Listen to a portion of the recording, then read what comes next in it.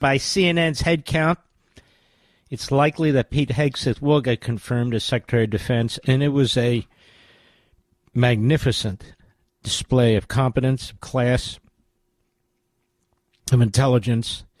Oh, not the Democrats. It was a magnificent display of stupidity, ignorance, and a low IQ. No, I'm talking about Pete. He was fantastic. And the usual lowlives did what lowlives do. The others, too. And we're going to spend a lot of time on this because many of you actually work for a living and you weren't able to hear much of this. I did watch it for my work for a living. There are other things going on that I want to hit quickly, but then I want to circle back to that. Now, one of them is this. It's not getting really any attention whatsoever. What you keep hearing the media report is we're close to a deal to return the hostages in Israel, that Biden's team and Trump's team are working very, very hard on this. I'll tell you what I'm hearing, and I'm very concerned about it. I'm reading and seeing reports that there's enormous pressure on Israeli Prime Minister Benjamin Netanyahu to release multiple scores of Palestinian terrorists and convicted criminals in exchange for the hostages, even if it means the collapse of the Netanyahu government.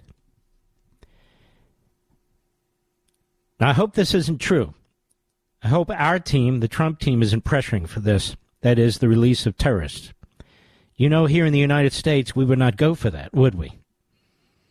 No, we wouldn't do it for a minute. I also just saw a report on Fox by Trey Yingst, well, not just, about 2 hours ago, that suggests at least some of this is true, and there's an entire story in the Jerusalem Post. Heart versus head, the hostage deal and the cost of compassion analysis.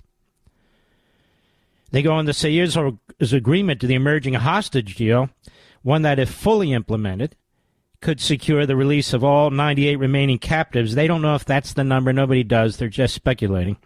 Both living and dead. Okay. Dead captives, I guess they're talking about as well. In exchange for thousands. Do you hear this, Mr. Producer? Thousands of Palestinian security prisoners, including convicted terrorist murderers serving life sentences. Marks a triumph of the heart over the head. The deal would also see Israel withdrawing to a buffer zone along Gaza's perimeter, relinquishing control over key areas such as, well, it doesn't matter. Allowing Gazan civilians to return to northern Gaza, effectively bringing the war to an end. The war to the end with Hamas is never over. The balance between heart and head, a debate over what should have priority in decision-making, has been debated for centuries. Both approaches offer strengths and pitfalls. Leading with the heart means placing empathy, intuition, and moral values at the forefront, all of which foster solidarity and unity, writes this individual in the opinion piece. Those championing this argument recognize the real risks, but say it's worth it anyway. Now, what about the future? He also writes, with the release of thousands of terrorists and criminals. Those opposed to the deal are not cold individuals with hearts of stone. Rather, they're looking beyond the now and the individual and judging the agreement based on whether it's good in the long term for the collective. Their argument comes down to three core concerns. First, the deal will incentivize hostage-taking. Hostage-taking. Second, releasing thousands of Hamas terrorists. Hundreds with blood on their hands will inevitably lead to more terrorism. On this, these folks are backed up by the data. 1985, Israel released 1,150 Palestinian security prisoners in exchange for 3 soldiers in what was known as the Jibril deal. Many of those released played a role in the first Intifada 2 years later. And it goes on how they participate in other terrorist acts. The final concern is Hamas remains standing. Granted, as a military organization, it's severely depleted with tens of thousands of terrorists killed and so forth, but it still retains control of Gaza's civilian infrastructure, is left in place under the agreement. It's only a matter of time, according to those opposed to this deal, before the terrorist organization regroups and rearms. Count me among those folks. Count me among those folks. And so these various articles and so forth and commentators in Israel saying there's enormous pressure on Netanyahu to grab a deal like this.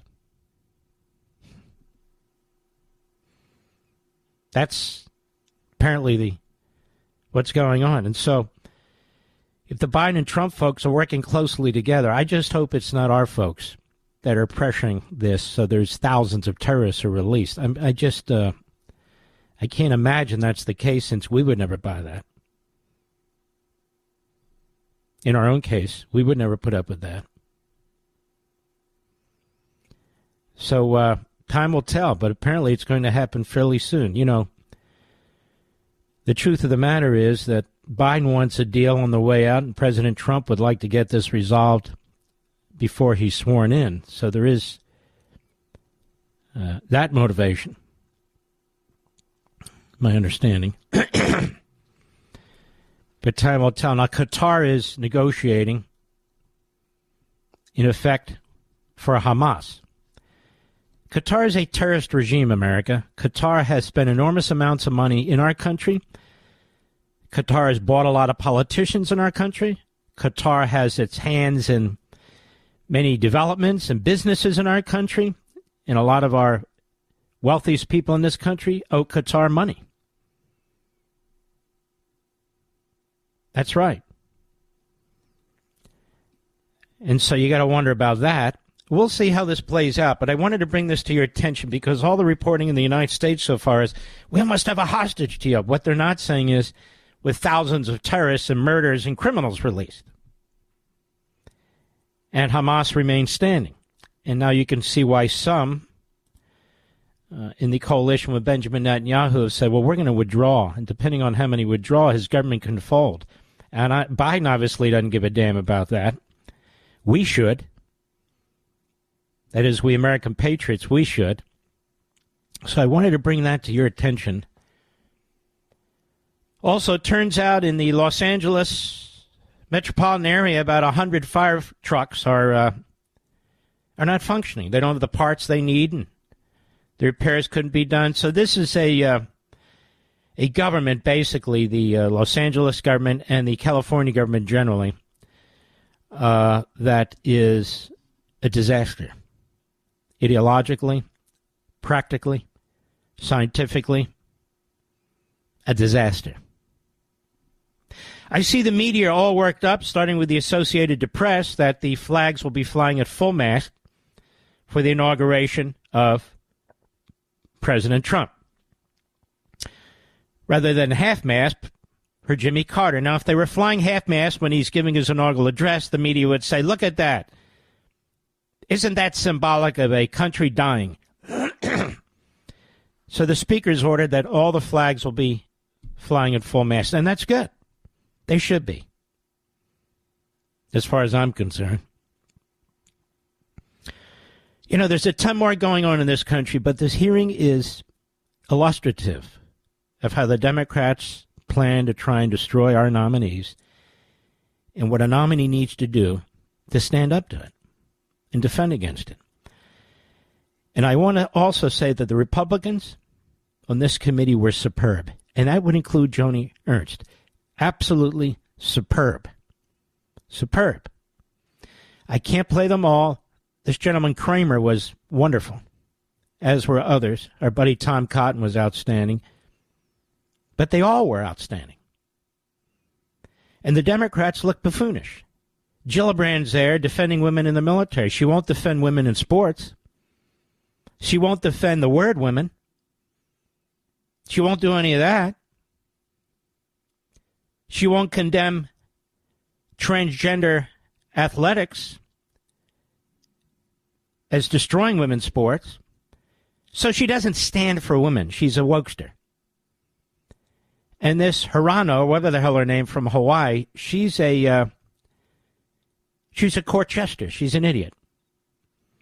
Asking and answering her own questions. Just an obnoxious, disrespectful, pathetic buffoon. Thank you, Hawaii, for sending us, I hope, not your best. And there were others on the Democrat side. Tim Kaine looked like he had hit a late night.